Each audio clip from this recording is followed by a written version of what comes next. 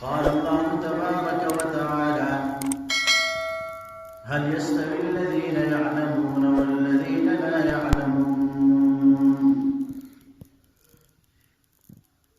صدق الله العظيم. وقال النبي صلى الله عليه وسلم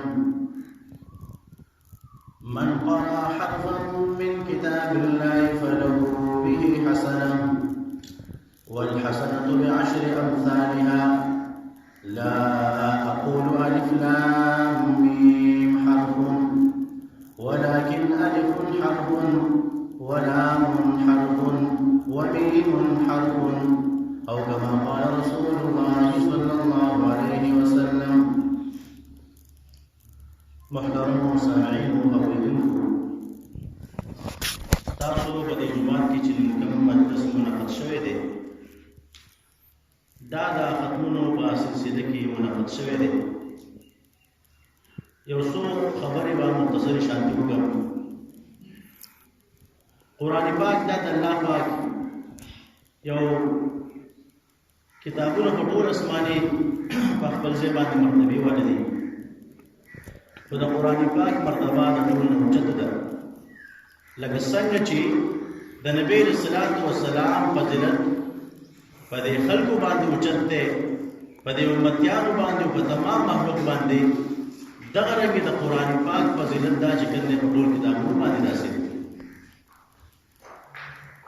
قرآن پاک د دې په یو حرف باندې لکه څنګه چې حدیث مبارک کې ذکر شول، نبی رسول الله والسلام فرمایي چا چې د الله پاک د کتاب نه یو آیت ولوستو، من قرأ حرفا یو حرف ولوستو، نو دې لپاره په دې باندې لس نیکۍ دي.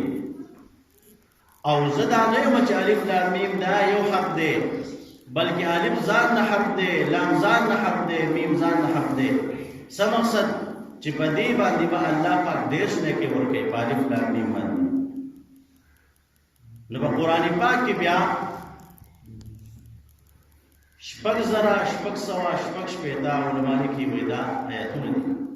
په دې کې بیا څومره چې کوم دی حروف په دې باندې چې یو یو حرف باندې الله پاک نیکۍ ورکوي، د هغې مونږ حد او شمېر نشو کولی. بېشکه دغه رنګې د قرآن پاک سره تعلق دا یو بهترین څیز دی. یو ګذر مبارک راځي هندوستان کې یو مشر عمر والا یو سړی هغه وفات شو. چې وفات شو نو دا چې کله د هغې تجهیز او تکفین هر څه وشو، نو هغه چې کله په دې قبر کې کېښودلی شو، د یو کس نه په دې قبر کې بټوه ولیدل. نو هغه چې کله دفن شو د هغې نه پس چې کس ښایي په زمانه کې اوس دې قبر کې پاتې شوی دی. تپوس یې وکړو، نو علما ورته چې دا قبر خیر دی کولو کې خپل امانت ترې واخلو. چې دا راغی او دې قبر کې قبر یې کولاو کو ویې کتله، نو دا قبر یو بهترین یعنې دې مړي ته ډېر زیات یو خوشحالۍ په دې قبر کې ملوه شوي دي. داسې ګلونه نور داسې خوشحالۍ غالب دی. دا سړی چې کله خپل هغه څیز به راواخیستو، خو راغی سوچ کوي چې لکه دې میت به کم عمل کړی چې الله پاک دې په دې ټایم کې داسې خوشحالۍ ورکړه. نو راغی د هغې د کور والي نه تپوس وکړو، وایي دا څه وجه کېدی شي؟ وایي دې خو هېڅ نیک عمل نه دی کړی، قرآن پاک هم نه دی ویلي. قرآن پاک بلکل انپړه دی، قرآن پاک یې نه دی ویلي. ها یو کار یې کړی دی، قرآن پاک به چې کوم دی راواغېستو، د قرآن پاک سره ډېر زیات مینه محبت و، راواغېستو د قرآن پاک به چې کوم دی داسې په هغې باندې مې داسې ګوده ګرځوله. وایي یا الله یہ بھی آپ نے سچ کہا ہے، یہ بھی آپ نے سچ کہا ہے. دا اصل دا رښتیا ویلي دي کې ضرور نشته. د قرآن پاک یو یو آیت چې کوم دی دا رښتیا دی، پوهېږم پې نه، خو دا راته پته ده چې دا یو یو ټکې یو یو کلمه د قرآن پاک دا چې کوم دی رښتونی دی. وایي کېدی شي په دې عمل الله پاک وکړي. نور څه نه وو کړي، دغې عمل یې و چې په قرآن پاک سره یې مینه محبت دومره سوا دی. تش پې ګوته پاک چې کوم دی دا دومره ثواب ورکړو، دومره بنده ورکړه چې انسان قرآن پاک باندې پوهېږي، په ناظره پوهېږي، چا حفظ وکړو بیا څوک ترجمه وکړي، د دې چې کوم دی بیا څوک حساب نشي کولی. نو محترمو د قرآن پاک سره مینه محبت قرآن پاک په خپل کورونو کې د دې تلاوت کول. بعضې کورونو کې خلک وایي پلانکۍ بیماري ولګېدله، پلانکۍ کور کې چې کوم دی داسې حالات دي، د قرآن پاک د برکت نه به انشاءالله هر څه ختمېږي. قرآن پاک تلاوت کول خپل کورونو کې، جوماتونو کې، په خپل بیټکونو کې د دې چې کوم دی لوی فضیلت دی. دغه رنګې قاري صاحب محترم صاحب هغه په لږ وخت کې د ماشومان سره دومره خواري کوشش وکړو، د هغې نتیجه ستاسو وړاندې چې تاسو دا ماشومان د دې ختمونه دي ستاسو وړاندې دي.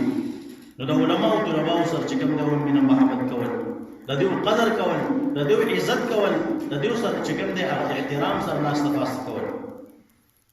یو خبره کوم، مختصر ټایم دی، یو مختصر خبره کوم بیا بس کوم. یو بادشاه و بادشاه هغه په زړه کې درې سوچونه په زړه کې وو چې دوی به څه حالي. یو دا دی چې زما د پلار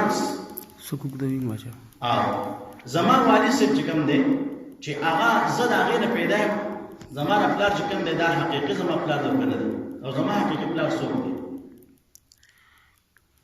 او دغه رنګې چې کوم دی الله پاک به چې کوم دی زه بخښلی یم او که نه یم بخښلی. اوس ما ته پته نه لګي او زه چې کوم دی زه به جنتي یم او که جهنمي یم. او د پلار مې څه نوم دی؟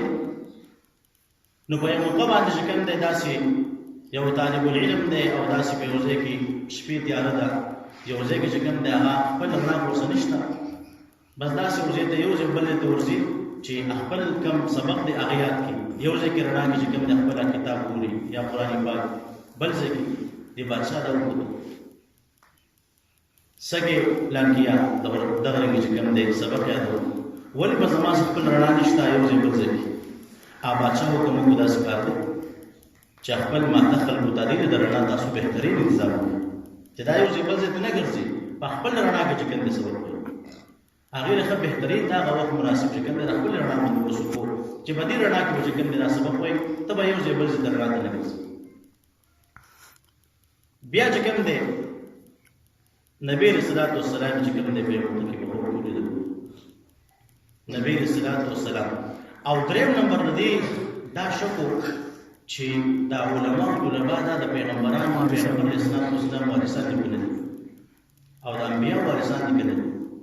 نبی علیه السلام ورته په خوب کې وایي چې ای د سبکتګین زویه، تا زما د وارث چې کوم دی قدر او عزت وکړو، الله پاک دې ته وبخي، په دا دې الله پاک رحم وکړي. نو دغې بادشاه ویل زما درې شکونه چې کوم دی ختم شو، زما کوم درې شکونه چې زما پلار څوک دی او زه د خپل پلار حلالي بچی یم که نه یم. نو دلته په خوب کې چې کوم دی د پلار هغه خپل پلار نوم واخیستلی شو، ای د سبکتګین چې کوم دی زوی. نو دا شک یې ختم دی. دویم چې دا علماو طلبا چې کوم دی دا د انبیاء وارثان دي که نه دي، نبي علیه السلام ورته ویل تا زما د وارث قدر او عزت او احترام وکړو، دا شک یې ختم شو. دریم نمبر زه به جنتي یم او که جهنمي یم، زما به څه حال وي، الله پاک دې ته وبخي، الله پاک دې په تا رحم وکړي. نو نبي علیه السلام چې د دعاو کې په دې کې به څه شک دی قبلې وکړي. نو هغې درې واړه مسلې حل شو. په کوم خبره د یو طالب العلم عزت وکړو، د هغې احترام وکړو، د هغې قدر وکړو، الله پاک چې کوم دی هغه درې واړه شکونه ختم کړل. نو محترمو چې کوم دی د علماو طلباو چې کوم دی د هغوی سره مینه محبت کول، د نیکانو خلکو سره مینه محبت کول، د قرآن پاک تلاوت چې کوم دی عام کول، د قرآن پاک د تلاوت دپاره خپل بچي جومات ته رالېږل، د خپل قاري صاحب ستا د خپل امام چې کوم دی قدر وکړئ، لکه چې هغه خوشحاله وي او د هغې چې کوم دی بندوبست هر څه برابر وي، نو هغه په مینه محبت باندې د وخت تېروي او ستاسو به چې کوم دی خپل غوره کوشش کوي. نو الله رب العزت دې په دې خبرو باندې عمل کو توفیق راکړي. وما علينا إلا البلاغ. جزاك الله خير.